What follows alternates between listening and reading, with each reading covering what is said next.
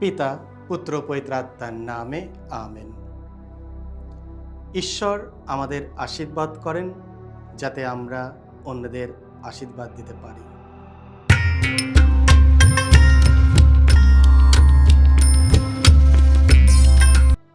খ্রিস্টে আমার পরম প্রিয়জনেরা, আজ অক্টোবর মাসের 22 তারিখ বুধবার, আর আজকে ডেলি মান্না ঈশ্বরের বাণী প্রতিদিন নেওয়া হয়েছে লূক রচিত মঙ্গল সমাচার থেকে 12 অধ্যায় 39 থেকে 48 পদ।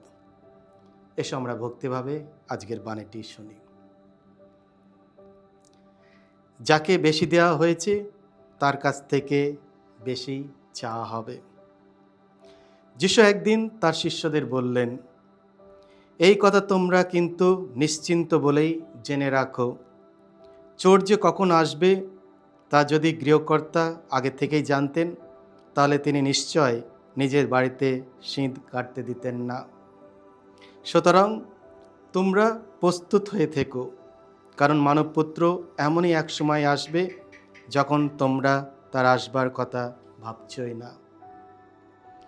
পিতর তখন বললেন, প্রভু, আপনি কি আমাদের লক্ষ্য করেই এই উপমা কাহিনীটি বললেন, না সকলকেই শোনালেন?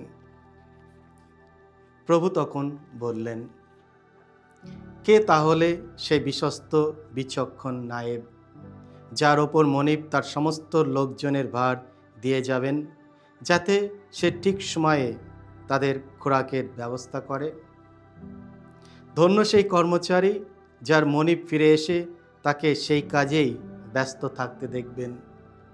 আমি তোমাদের সত্যই বলছি, তিনি এবার তার সমস্ত সম্পত্তির ভার তারই হাতে তুলে দেবেন।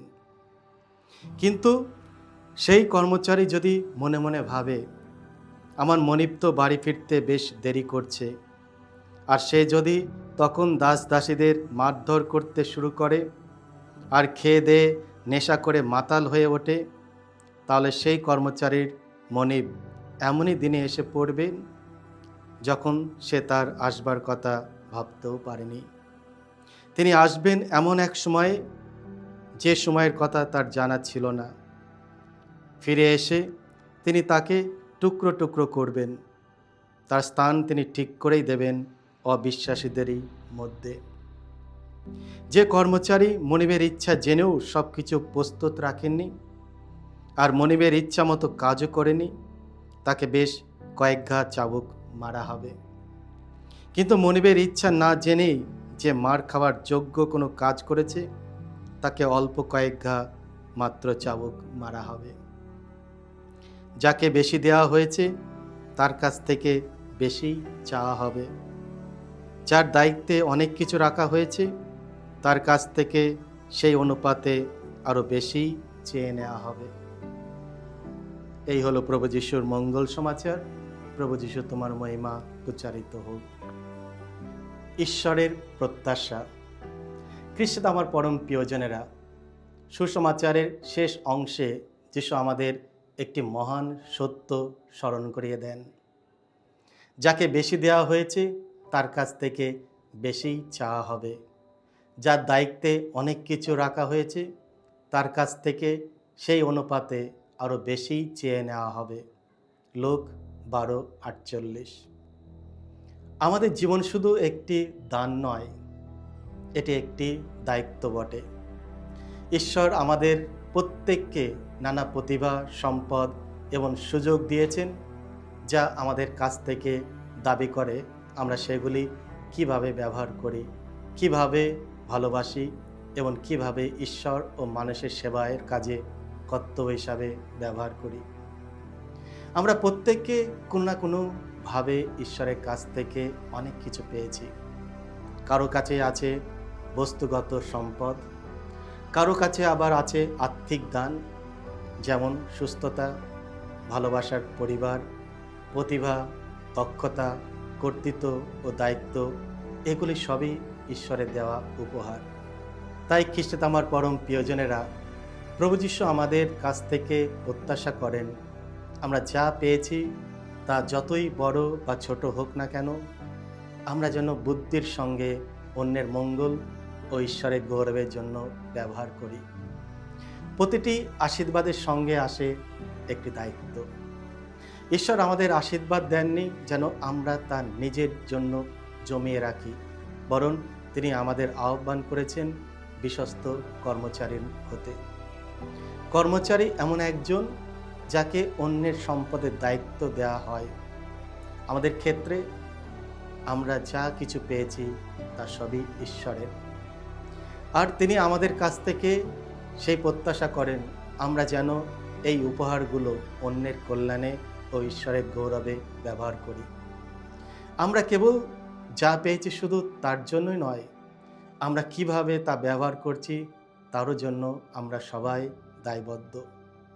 তাহলে আসুন আমরা নিজেদের প্রশ্ন করি, আমি কিভাবে ঈশ্বরের দেওয়া দানগুলি ব্যবহার করছি? নিজের স্বার্থের জন্য, না অপরের মঙ্গলের এবং ঈশ্বরের গৌরবের জন্য? মনে রাখা দরকার, ঈশ্বর আমাদের আশীর্বাদ করেন যাতে আমরা অন্যদের আশীর্বাদ দিতে পারি। জীবন ঈশ্বরের একটি মূল্যবান উপহার।